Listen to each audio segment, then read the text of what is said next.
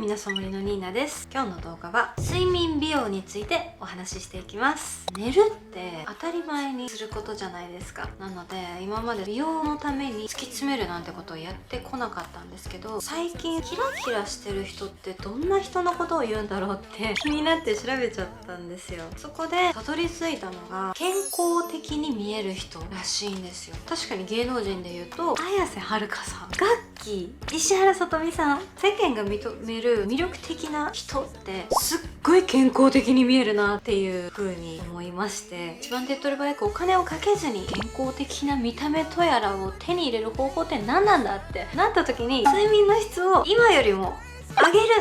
ということで、今日は幼少期から不眠で悩んでいた私が普段から実践していることを今日は紹介していきます。それでは始まります。スタート。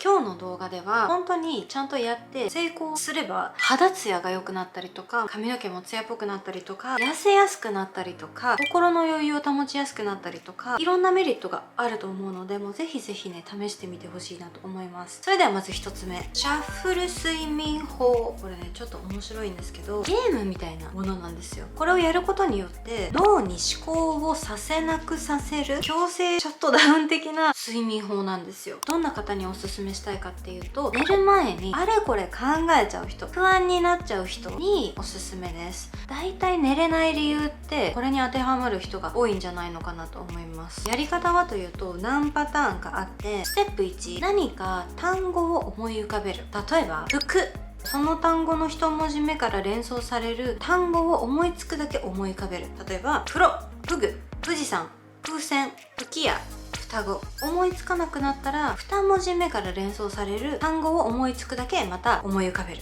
句だったら熊、雲、くじ、国、草、燻製肉っていう感じで。でも最近では単語の一文字目とか関係なく、これ私はねこっち派なんですけど、海、虎、イヤホン、壁、学校、ディズニーランドっていう感じで、もう関連性が全くないものを思い浮かべるんですよ。ただこれをね寝る前に自分でやっちゃうと思考することになるからやりたくないなと思って、私は YouTube でこれをね読んでくれる人の動画を流して寝てます。シャッフル睡眠法がなんで効果があるかっていうと、だいたい人が寝れない理由ってあれこれ寝る前に考えちゃうことじゃないですか。それがポジティブだろうがネガティブだろうが脳が活性化しちゃって寝れないんですよ。ポジティブに思考してる時は論理的思考、ネガティブに思考してる時は不安。常にもう脳が働いてる状態が続いちゃってるんですよ、寝る前なのに。そこでシャッフル睡眠法を取り入れることによって思考がランダムにシャッフルされて、論理的思考だったり不安をかきたてるような思考ができなくなっちゃうっていう、思考を強制シャットダウンみたいにするので寝れるようになるっていう仕組みです。本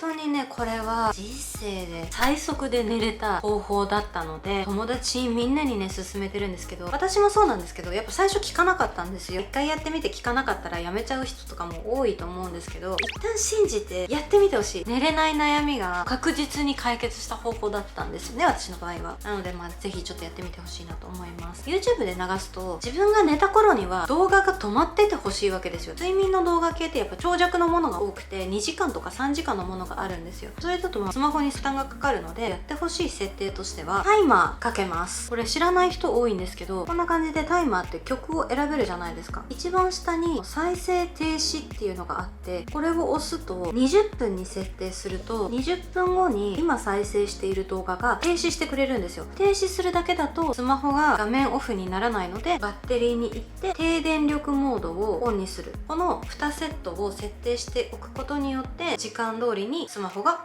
画面オフされます。私がいつも見ている動画はこのガスケツさんという YouTuber の方の動画を見ています。2つ目、寝る1時間半前に湯船に浸かる。シンプルでも確実性が最も高いと思います。なぜなら睡眠は心理現象ではなく生理現象なので、生理現象をうまく利用する。寝る1時間半前に湯船に浸かることによってこの生理現象をうまく利用できます。割とねこの方法は知ってる方も多いと思うんですけど、メリットとか仕組みをちゃんと知らないから意外にやってる人少ないなと思っていて、なのでメリットだったり仕組みを説明していきます。皆さん深部体温って聞いたことはあると思うんですけけど、深部体温っていうのが下がってくる時に人の体って眠気を感じるらしいんですよ。そのためには一番簡単なのが、一旦この深部体温を上げてしまうっていうのがポイントなので、寝る1時間半前に、冬の場合は40度前後15分くらい、汗をかかなかった場合はプラス5分浸かる。しっかりね鎖骨まで使ってほしいです。夏の場合はちょっとぬるめの38度から40度10分から15分浸かります。で、入眠予定時間に1時間半後に元の体温に戻り、その後ねさらにその深部体温っていうのが下がるので、皮膚温度と深部体温の差が縮まることで自然と眠くなって深い睡眠が得られます。正しく機能してるサインっていうのを調べたんですけど、手足から一部熱が逃げるらしいんですよ。なので私よくあるんですけど、寝る前に手がポカポカしてるんですけど、これは正常に深部体温を下げる目的が達成させられている証拠です。これができない日、湯船に浸かれない日とか、そんな時は耳から上のこの脳みそ部分を冷やすことでも効果が得られることができるので、おでこを冷やしたりとかするのがいいので、嫌じゃなければおでこに冷えピタを貼るのも十分効果があります。続いて、寝室は寝る以外のことをしない。どんな環境でも寝れるっていう人以外はこの条件はマストだと思います。寝れないのが体質のせいだと思ってたんですけど、結局は自分の行動によって寝れない原因を作っていたんですよね。例えて言うと、やっぱ寝室で寝る以外のことをたくさんしてたんですよ。スマホで YouTube 見たりとか、本を読んだりとか、スキンケアもしてたりとか。脳って素直だから覚えてるんですよね。この場所は自分にとってどんな場所だったか。そうやって余計な寝る以外の記憶が刻まれちゃうことによって、あれなんかやり忘れたことあったっけっ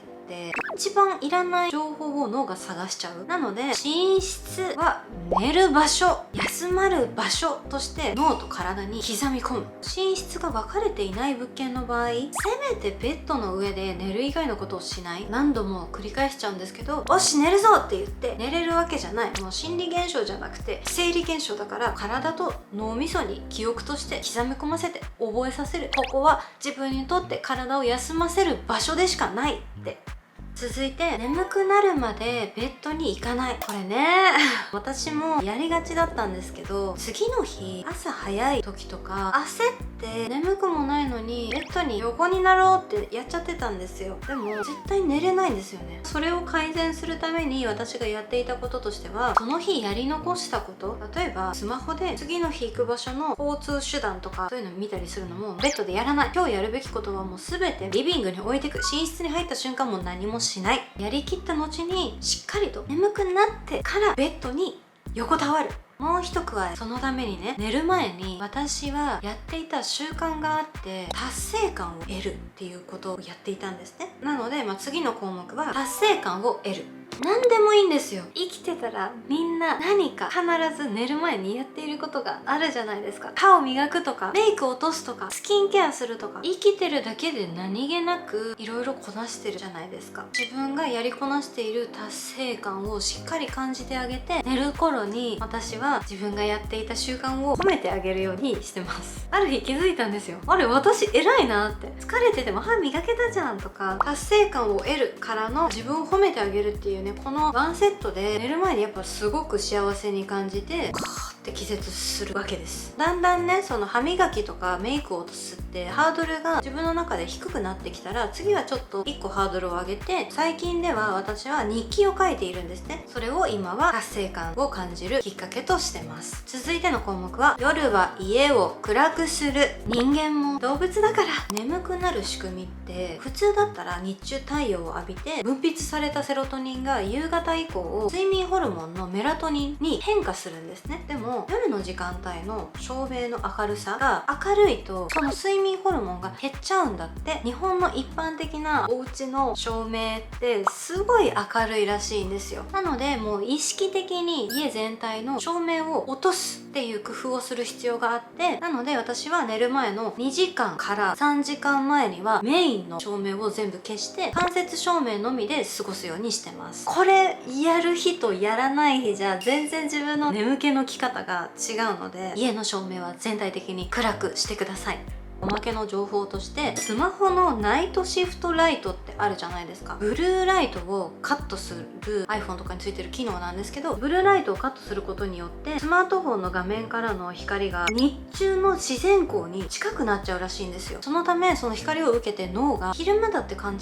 して逆に睡眠を妨げちゃうっていう新しいね研究結果が出たらしいので、もしねその設定をねやっている方はねちょっともしかしたら解除した方がいいかもしれないです。続いて、睡眠の質を上げるというよりも日常的に睡眠不足って本当に改善した方がいいんですよ。次の項目としては昼寝をする。ルーティン動画とか今までの動画で散々私が言っちゃってるんですけど、昼寝なんて普通の社会人なかなかできませんよ。何言ってるんですか。自由な時間があるからそんなことが言えるんでしょうってね言われちゃうかもしれないんですけど、そうなんですよ。できる人は昼寝はした方がいいっていう